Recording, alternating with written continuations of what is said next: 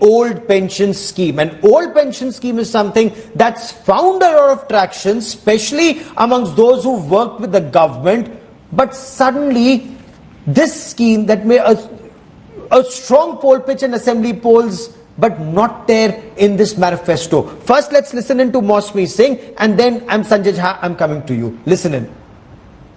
मेरा सवाल मैडम सोनिया गांधी से है। मैम, अगर आपसे सवाल,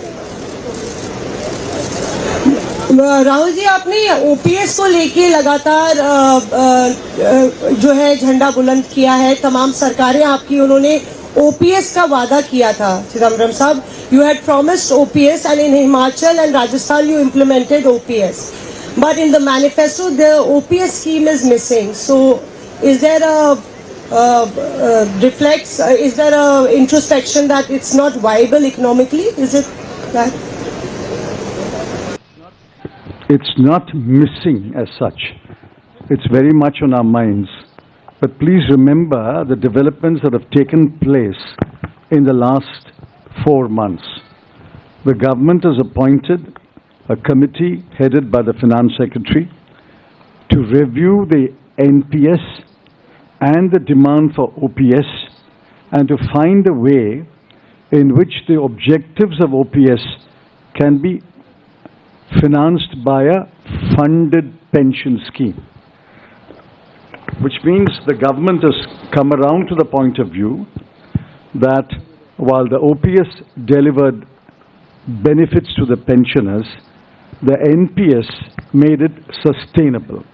Now a committee has been appointed under the Finance Secretary, and unless we receive the report of that committee and review it, it would be premature to take a stand on the OPS-NPS controversy. It's very much on our minds, and we will come out with our position once the committee's report is received. Old pension scheme, a strong poll pitch ahead of assembly elections, reverting to it in states where the Congress came to power. The party appears to have put it on the back burner when it comes to government employees in the Lok Sabha elections manifesto. When she asked P. Chidambaram that question, and he said that a central government appointed committee is looking into it. But Sanjay Jha, is that not a huge setback to lakhs of government employees now working under NPS but were hoping for the OPS?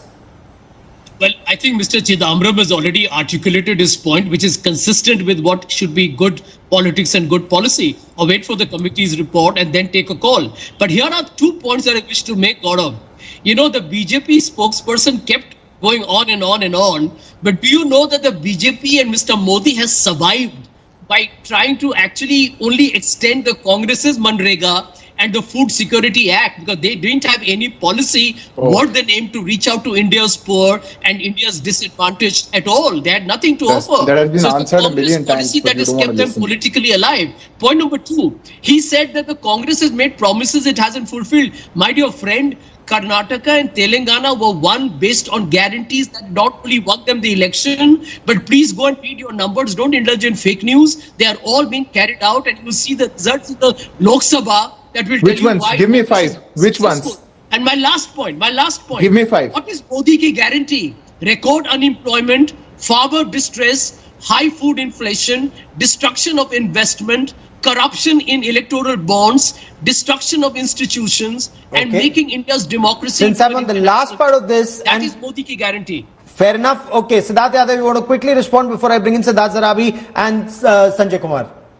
Gaurav, it would have been better if Sanjay ji, without not resorting to rhetoric, would have actually listed out the 5 guarantees that they had promised in Karnataka and they're actually fulfilling. But he also knows that there's none, and that is why he can't list them out. But the reality is, the Congress party and this entire NDA alliance is exposed in front of the people. The reality is that today the government of India is collecting the maximum tax. The government of India, despite giving relaxation in the slabs, people are actually trusting the government, and the maximum tax collection is happening, and that is being spent on asset creation, that is being spent on the basic reforms that this country what is is seeing. India's All tax as a rhetoric, percentage of GDP? all Does he rhetoric know? by Sanjay ji, all rhetoric by Sanjay ji. My goes- question very all specifically rhetoric- was what is on the the direct old tax pension contribution scheme, to the India's point that budget? Mosmi You know Singh the had number? raised. So Sanjay Kumar, it was a promise that was made pre-elections. It helped the Congress pre-elections in states. But your take on OPS not being there in its poll manifesto?